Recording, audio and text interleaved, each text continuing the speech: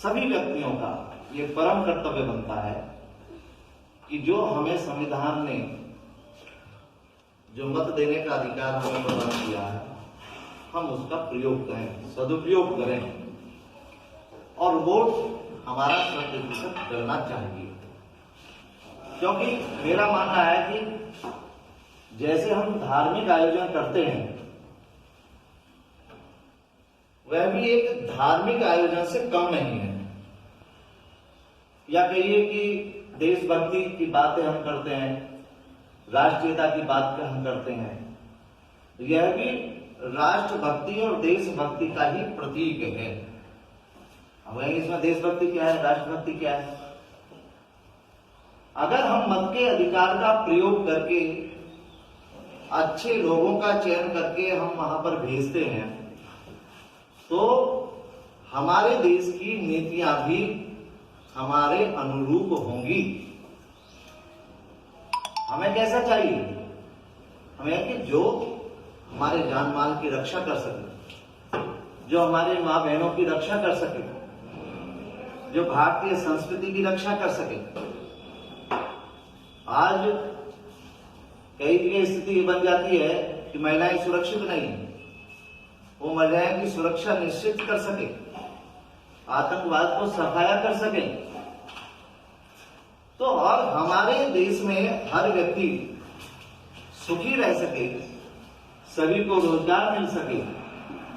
ऐसे कुछ लोग जो हमारी भावनाओं के अनुरूप हमारी नगर की, हमारे आसपास की समस्याओं को उस सबसे बड़ी पंचायत में उठा सके, ऐसे लोगों का अगर हम चयन करेंगे तो निश्चित रूप से देश तरक्की करेगा। सुरक्षित बनाएंगे।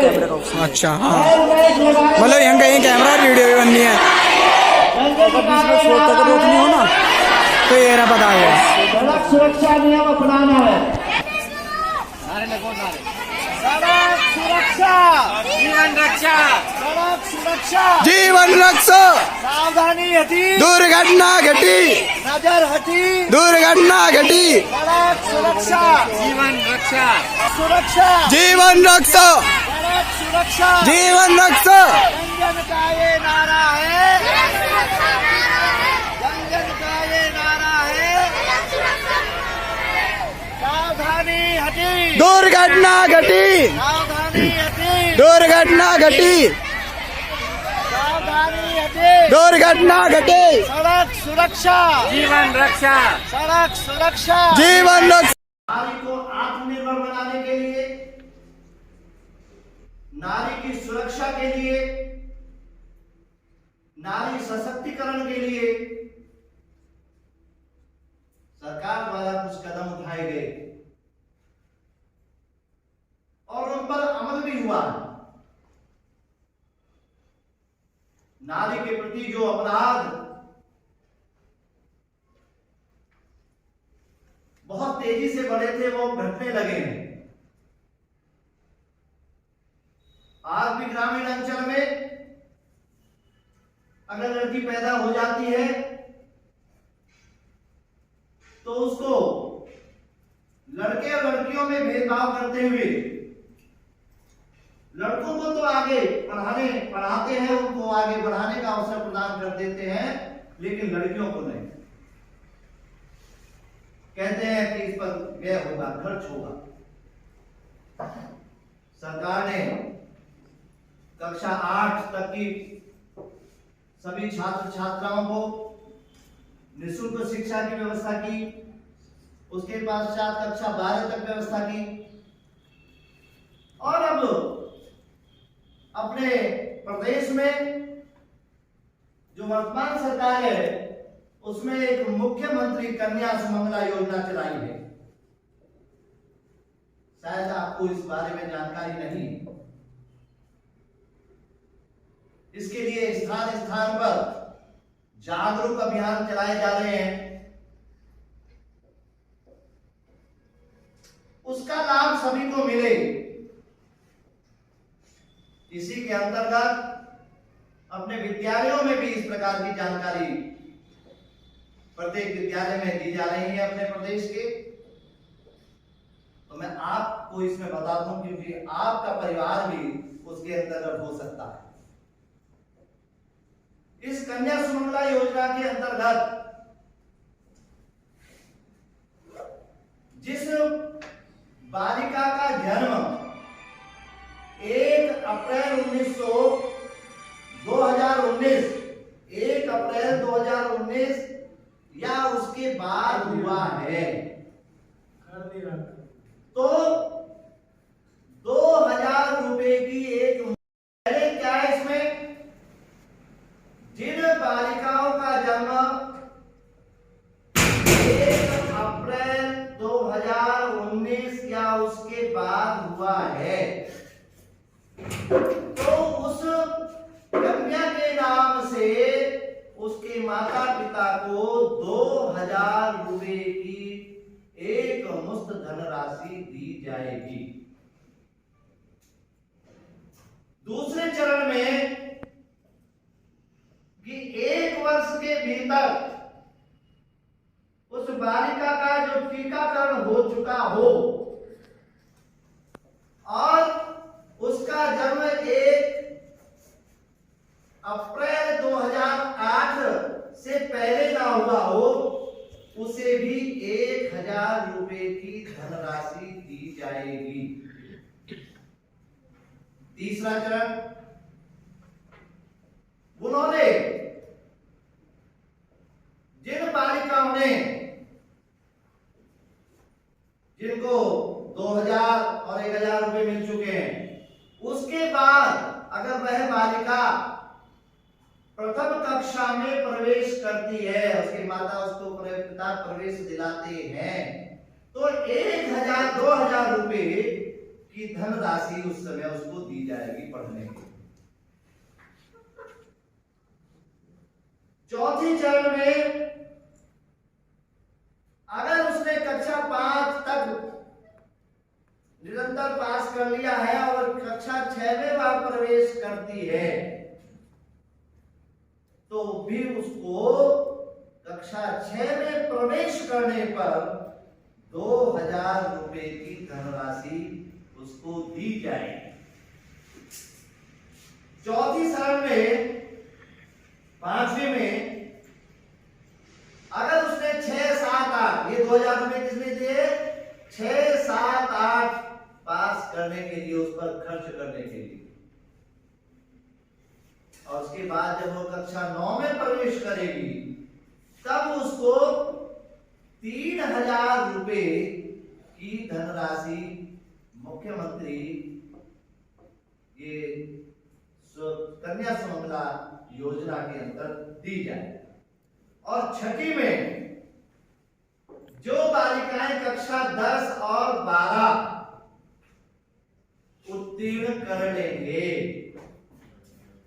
कक्षा 12 उत्तीर्ण करने के बाद ग्रेजुएशन में वो बीए बीएससी या और किसी ग्रेजुएशन कोर्स में वह प्रवेश अगर उसने ले लिया है, तो 5000 रुपए की धनराशि उस समय दी जाएगी।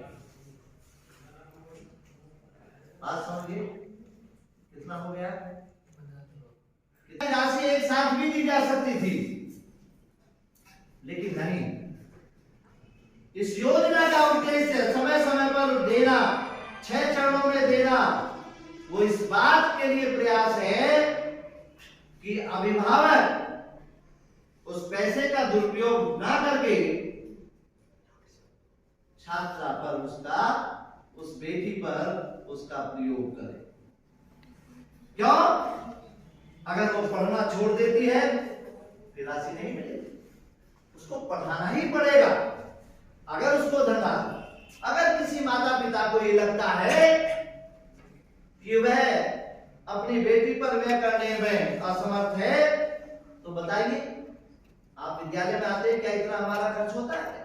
लेकिन फिर भी बहुत बड़ा एक सहयोग है, इसमें सभी को आगे बढ़ करके आना चाहिए। आपकी दृष्टि में भी, अपने परिवार में, आपके गांव में, आपके आसपास जो अधिकारी होंगे उन तक उस बात को पहुंचाएंगे। ताकि जो छात्राएं धन के अभाव में, गरीबी के कारण शिक्षा से वंचित हो जाती है, उन्हें वंचित रहना पड़े। एक बात और है, ये लाभ किसको मिलना है वह भी आप सुन लें। यह लाभ केवल उनको मिलेगा जो अपने प्रदेश के मूल निवासी हो। ये नहीं होगा कि दिल्ली में रिश्तेदार रहते हैं तो उनको मिल जाए। जो अपने उत्तर प्रदेश के मूल निवासी है, उसका प्रमाण पत्र उसके पास है, राशन कार्ड, वोटर आईडी उसके पास है, या टेलीफोन का या बिजली का बिल उसके पास है, और ये प्रमाणित हो जाता है कि वह उत्तर प्रदेश का मूल निवासी है, उनको इस योजना का लाभ मिलने वाला है। जो लाभार्थी परिवार है उसकी आय 3 लाख वार्षिक से ज्यादा ना हो, 3 लाख तक जिसकी आय है, ऐसे उस गरीब परिवार को इस योजना का लाभ मिलेगा। हाँ, एक परिवार की 2 बच्चियों को ही इसका लाभ मिलने वाला है, कि जिसमें छात्राओं के लिए न केवल सुरक्षा, न केवल उसको आत्मनिर्भर बनाने के लिए कार्य किया जा रहा है, बल्कि शिक्षा के क्षेत्र में वह भी शिक्षा से वंचित ना रहे, वह भी पढ़ लिख करके अपने पैरों पर खड़ी हो, वह भी आत्मनिर्भर हो, वह भी इस देश के कानूनों के अनुसार, संविधान के अनुसार उसे भी पूरा जीवन जीने का हक मिले। इसके लिए इस योजनाओं को मेरे प्यारे बच्चों, आपके द्वारा, स्काउट्स और गाइड्स के द्वारा आपको जन जन तक इसको पहुंचाना है, और जन जन तक इसको पहुंचा करके सरकार के द्वारा दिए गए इस योगदान का लाभ उठाने के लिए आपको सबको हमें आगे आना पड़ेगा, इसका प्रचार प्रसार करना पड़ेगा। मुझे आशा है कि आप अपने आसपास ऐसी परिवारों को ढूंढ करके उन्हें इस कन्या सुमंगला योजना का लाभ दिलाने का लोकतांत्रिक परंपराओं की मर्यादा को बनाए रखेंगे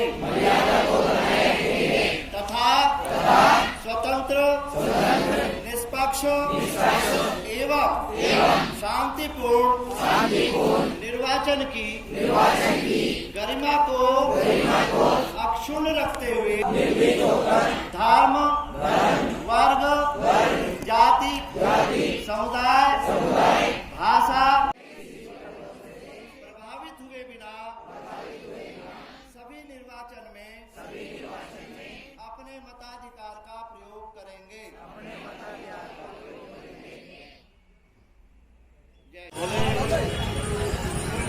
बाबा के भक्तों को सादर प्रणाम करने पर, लेकिन बोले के भक्तों हैं कोई बात नहीं। ये आप देख रहे हैं पूजन सप्ताह ये चल रहा है, और वास्तव में अगर देखा जाए आने वाला जो महायुद्ध होगा वो पानी के ऊपर होगा।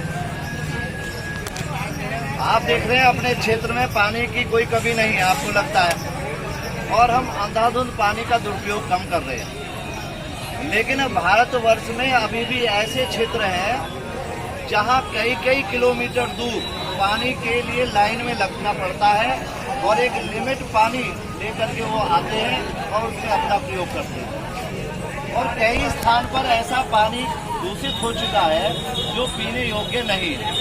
लेकिन हम क्या है कि हम निरंतर पानी का दुरुपयोग कर रहे हैं।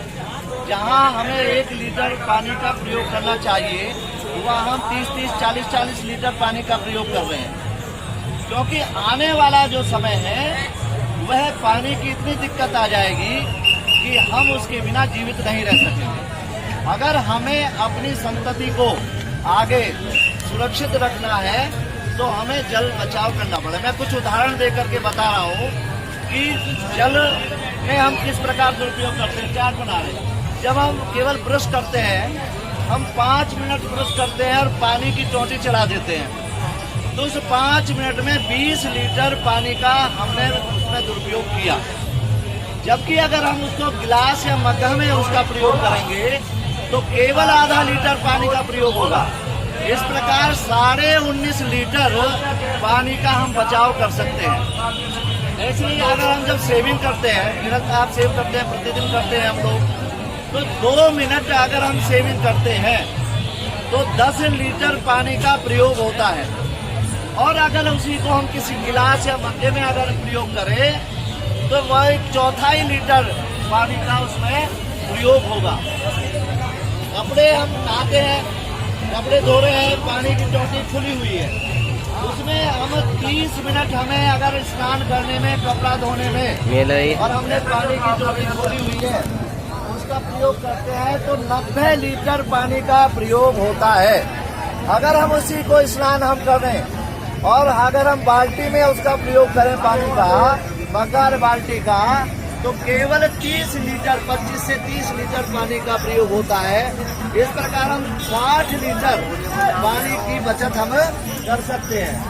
टॉयलेट में जाते हैं, 10 मिनट हम उसको टोंटी को ऐसे छोड़ देते हैं, तो 10 मिनट में 30 से 40 लीटर पानी व्यर्थ हो जाता है। अगर हम फ्लैश का प्रयोग करें और तो हम केवल 7.5 लीटर में उसका हम प्रयोग कर सकते हैं। सफाई करते हैं हम, तो हम 10 मिनट टोंटी चलाते हैं तो 90 लीटर पानी उसका वेस्टेज चला जाता है। अगर हम बाल्टी या उसमें प्रयोग करें तो केवल 20 लीटर पानी का प्रयोग से हम सफाई का कार्य कर सकते हैं। हम 2 पहिया पानी मोटरसाइकिल को हमने 10 मिनट प्रयोग करता है, वैसे तो ज्यादा करते हैं, आधा घंटा लगा देते हैं। 10 लीटर अगर 20 मिनट भी हमने प्रयोग किया, 180 लीटर पानी का हमने उसमें प्रयोग किया। जब भी अगर हम किसी बाल्टी या किसी मग्गा का प्रयोग करेंगे तो 40 लीटर पानी में वह सारी धुलाई हो जाएगी और 140 लीटर पानी हमारी बचत होगी। कार आदि धोने में भी हमें आधा घंटा ऐसा लग जाता है। तो मेरा आपसे निवेदन कि जब हम इस पुनीत कार्य में लगे हुए हैं, भोले शंकर के कार्य में लगे हुए हैं, भोले शंकर ने अपनी जटाओं से इस पृथ्वी का कल्याण करने के लिए गंगा माता को उस धरती पर लाए थे और यहाँ पर भूमि को सस्य श्यामला किया। और उसी का परिणाम है कि हम उस गंगा माता की कृपा से आज हम हर प्रकार से संपन्न हैं। लेकिन आज गंगा माता दुखी है, हम उसके पानी को दूषित करने में लगे हुए हैं, जिसको माँ कहते हैं, हम उसी को दूषित करने में लगे हुए हैं।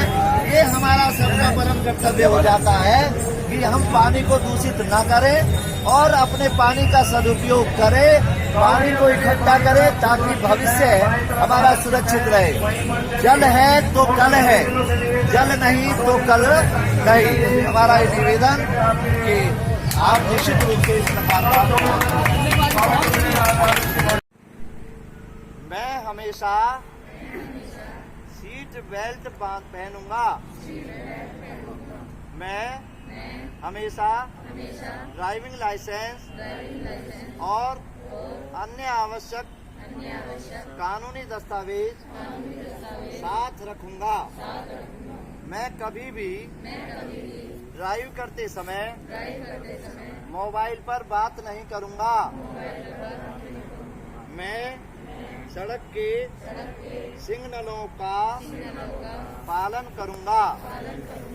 मैं कभी भी पीली रेखा पार नहीं करूंगा।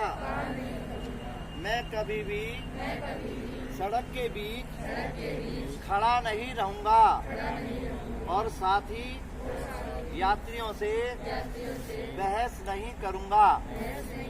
मैं कभी भी तेज गति से वाहन नहीं चलाऊंगा। मैं सभी राहगीरों, खास तौर पर बुजुर्गों, महिलाओं, बच्चों, विकलांगों और सड़क पर घूमने वाले आवारा पशुओं पर खास ध्यान दूंगा। मैं हमेशा एम्बुलेंस और फायर वाहन को आगे जाने के लिए जगह दूंगा। मैं कभी भी सड़क की गलत साइड से ओवरटेक नहीं करूंगा। मैं आंखों की नियमित रूप से जांच कराता रहूंगा। मैं थका हुआ होने पर ड्राइव नहीं करूंगा। मैं वाहन को फिट रखूंगा ताकि वह पर्यावरण को प्रदूषित न करे। मैं अपने यात्रियों के साथ मित्रवत व सहायक के रूप में व्यवहार करूंगा। मैं स्कूल, अस्पताल, स्थानों पर हॉर्न निषेधित क्षेत्रों में कभी भी हॉर्न नहीं बजाऊंगा। मैं लेन के अनुशासन का पालन करूंगा। मैं सड़क और ट्रैफिक के सभी नियमों का पालन करूंगा। भारत माता की जय। किया जाता है। आप भी कहीं ना कहीं इस बात को महसूस करते होंगे, लेकिन देखा जाए तो आज कानून की दृष्टि में भी लड़के और लड़कियां बराबर हैं।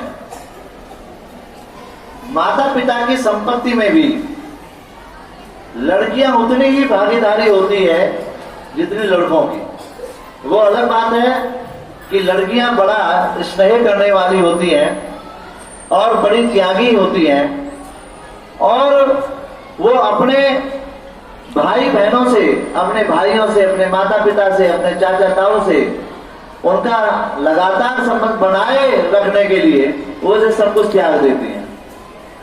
उन पर अपना हक नहीं जमाती क्योंकि भाइयों से प्रेम करने वाली होती हैं। तो ये सारी समस्याएं हैं आज भी।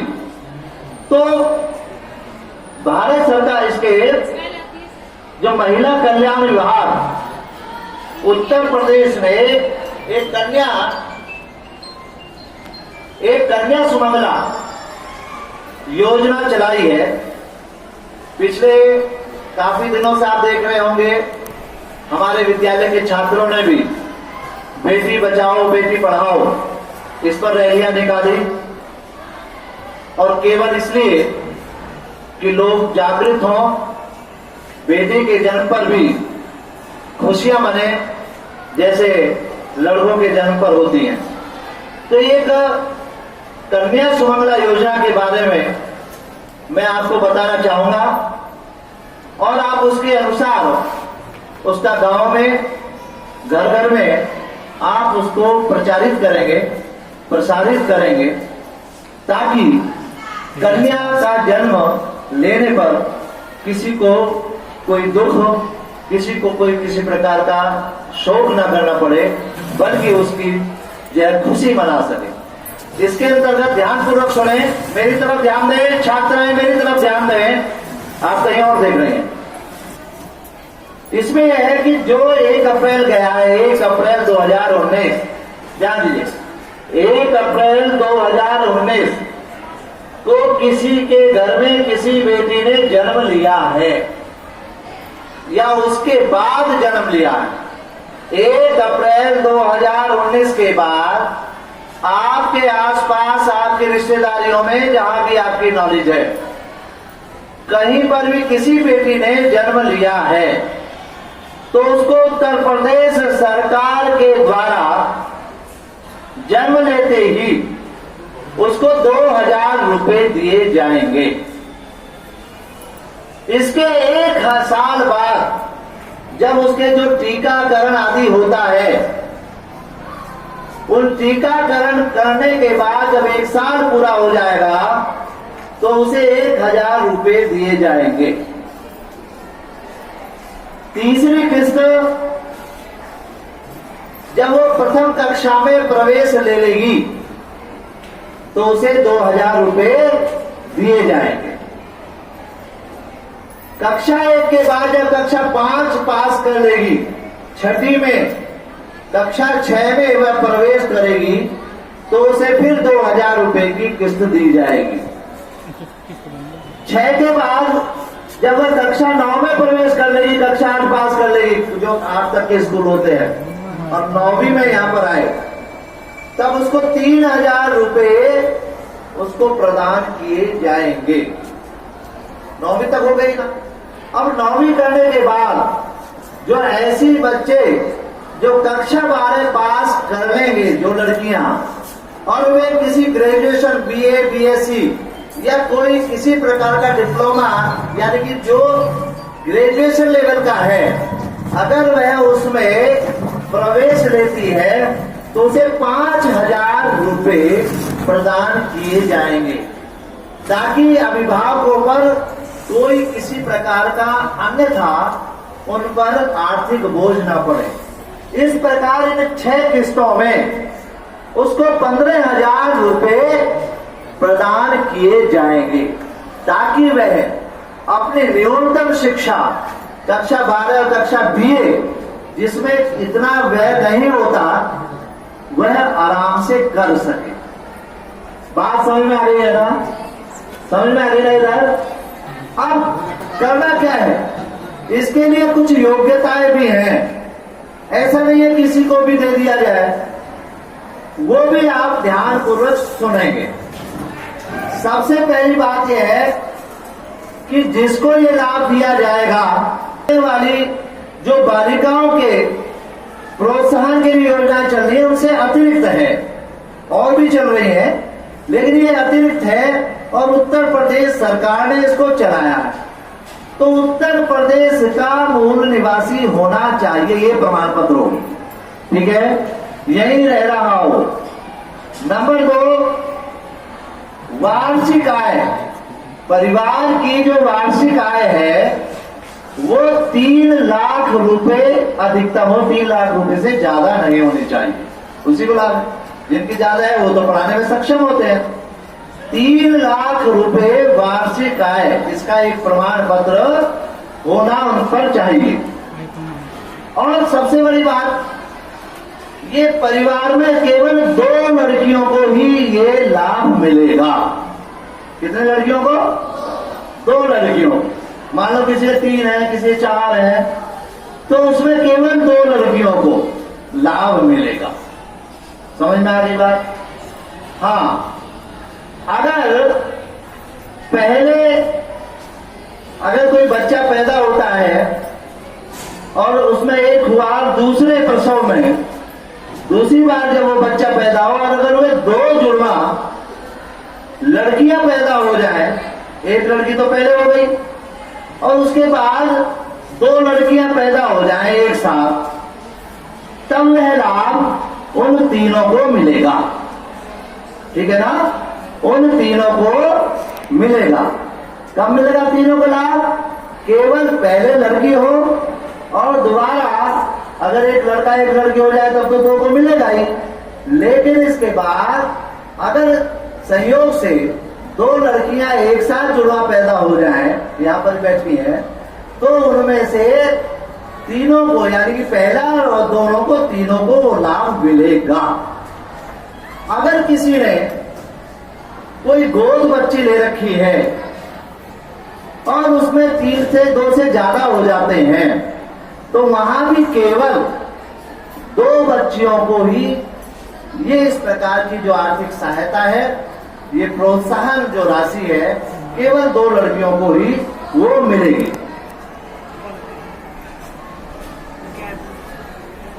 तो मेरा आपसे ये आग्रह है कि आप अपने गांव में आसपास, क्योंकि आप छात्राएं हैं, आप अच्छी तरह समझती हैं, आप लड़कियों के साथ, आप में से अनेक लड़कियां इस बात को समझती हैं कि किस प्रकार आज गांव में भी इस प्रकार का भेदभाव बढ़ता जाता है। क्योंकि मैं भी कई बार गांव में जाता हूं और कई बार ऐसी लड़कियां हैं जिन्होंने विद्यालय छोड़ा और मैं उनके पेरेंट्स से मिला तो केवल और केवल उन्होंने लड़के के लिए तो पढ़ाई जारी करी, वहां उनके पास आर्थिक संकट नहीं था, लेकिन लड़कियों के लिए था। ऐसी कई घटनाएं घटी हैं और जानती भी हैं यहाँ पर बच्चियां। तो मेरा केवल निवेदन यही है कि आगे कोई भी बच्ची जन्म लेने से पहले ही मौत के घाट न उतार दी जाए, या अगर उसने जन्म ले लिया है तो जन्म लेने के बाद भी उसका जो अधिकार है शिक्षा प्राप्त करने का, उसका जो जीवन का अधिकार है, वह जीने का अधिकार, शिक्षा का अधिकार से वो वंचित ना रहे। तो इसलिए सरकार ने इस प्रोत्साहन भत्ते को इसी क्रम में ये जारी किया है। तो इसका अधिक से अधिक लोगों को जानकारी हो तो आप अधिक से अधिक स्थानों पर आसपास ध्यान रखेंगे। पिछले 1.5 वर्ष पूर्व खतौली में एक परिवार का इकलौता बच्चा अपने साथी को लेकर के वो घूमने के लिए स्कूटी पर निकला, नई स्कूटी दिलवा दी। माँ बाप ने प्यार में, लाड़ में स्कूटी दिलवा दी। 15 साल उनकी आयु नहीं थी और लेकर के सड़क पर जो है वो बड़े मस्ती में जैसे आजकल चलाते हैं, चला करके रोडवेज के पास पहुंच गए और रोडवेज से जब वो वापस लौटे तो एक गाड़ी में ठोक दिया और ऑन द स्पॉट उनकी मृत्यु हो गई। तो ये क्या है? हमारी आयु हुई नहीं है, उसके लिए एक्सपर्ट हम हुए नहीं है, सीखा हमने नहीं है, उसके लिए हमने उचित जो है ट्रेनिंग प्राप्त नहीं की और हम उसको लेकर के चल देते हैं और माँ बाप भी जो है बड़े लाड़ में उसको दे देते हैं। वो लाड़ नहीं है, वो उनका भविष्य खराब करना है। अब इकलौता बेटा था उनका, अब देखिए क्या उन पर बीती होगी। क्यों? क्योंकि आप लोग भी माता पिता से जिद करते हैं कि हमें मोटरसाइकिल चाहिए, इसलिए हमने भी यहाँ पर भी ये रात को रोक लगाया कि जिसकी 18 साल से कम उम्र है यहाँ पर कोई मोटरसाइकिल, बाइक या स्कूटर नहीं आएगा। जिसके पास कागज नहीं है पूरे, कोई भी यहाँ पर विद्यालय में प्रवेश नहीं करेगा, ऐसा आपको सबको पता है। तो मेरा आप सबसे यही आह्वान है कि यातायात के जो नियम है उनका पालन करते हुए, अपनी सुरक्षा रखते हुए, स्वयं भी सुरक्षित रहे, आप दूसरों को भी सुरक्षित करें, दूसरों को भी प्रोत्साहित करें, तभी ये सड़क सप्ताह मनाना हमारा सार्थक होगा।